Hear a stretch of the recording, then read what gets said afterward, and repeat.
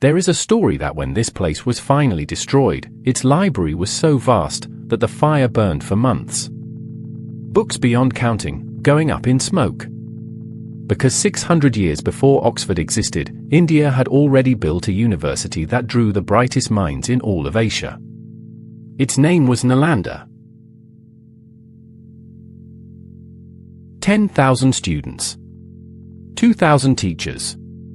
Scholars who crossed deserts, mountains, and oceans just to walk through its gates.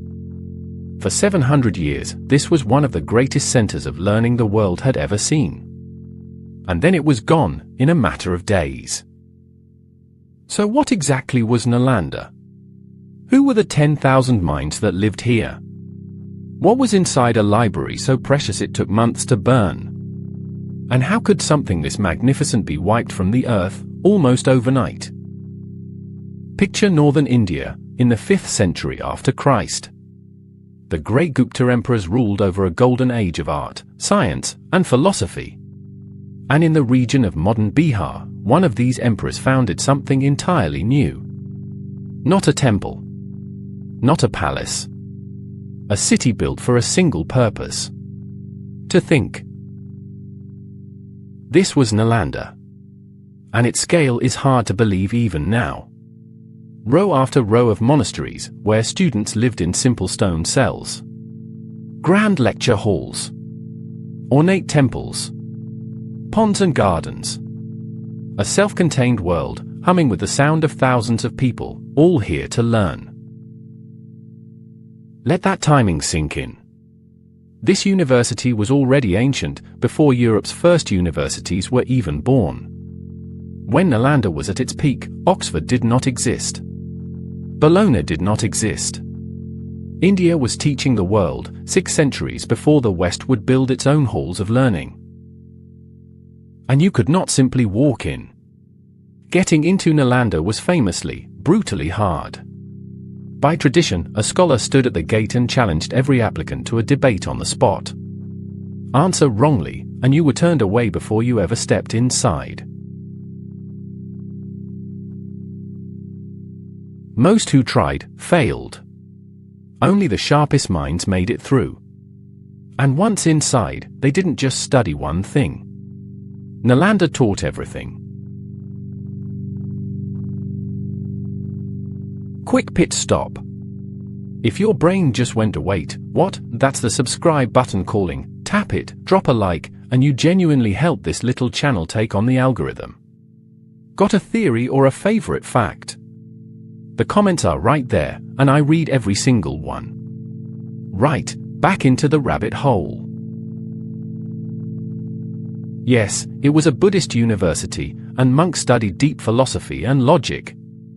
But they also studied medicine, mathematics, astronomy, grammar, metaphysics.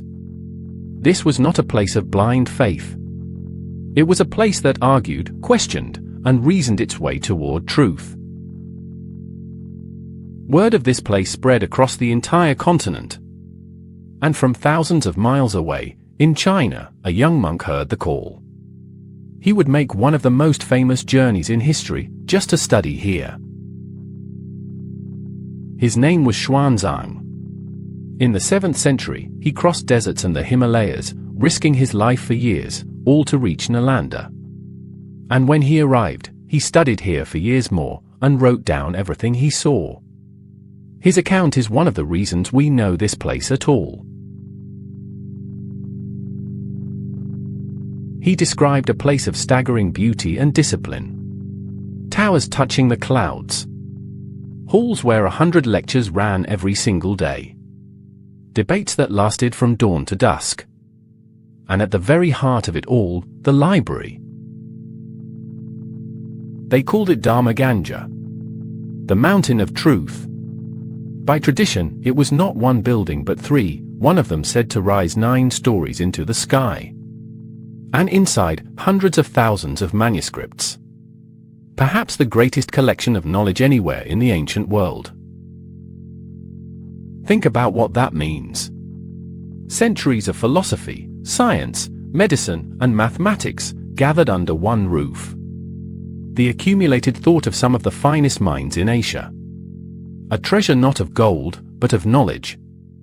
Irreplaceable. Unrepeatable. For 700 years, Nalanda burned bright, a lighthouse of learning that outlasted dynasties and empires. It seemed permanent. Eternal. It was not.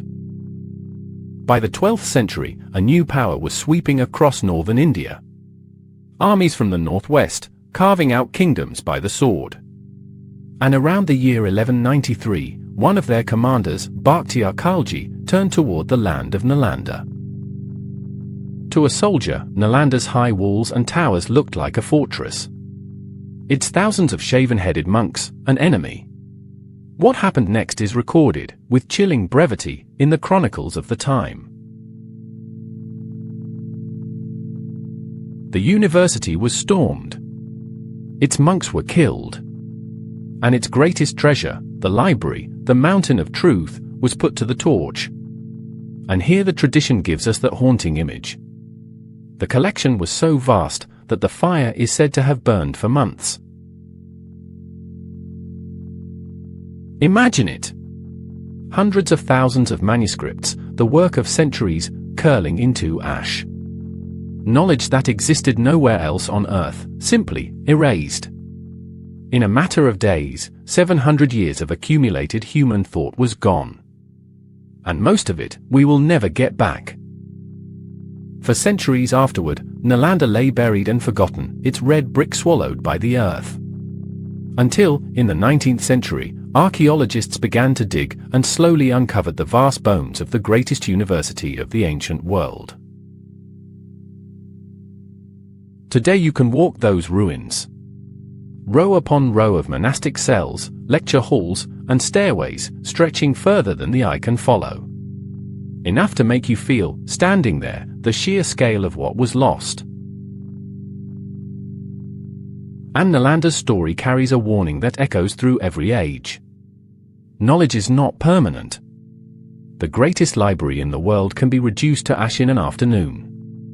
What one generation builds over centuries, another can destroy in a single, terrible day. So we remember it. Nalanda, where 10,000 minds once gathered to argue, and question, and reach for the truth.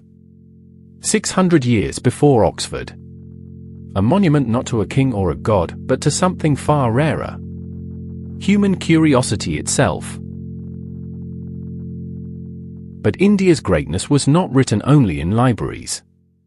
Far to the south, another people were about to do something no Indian kingdom had ever done. They would look out at the endless ocean and decide to conquer it. The empire that ruled the sea is next.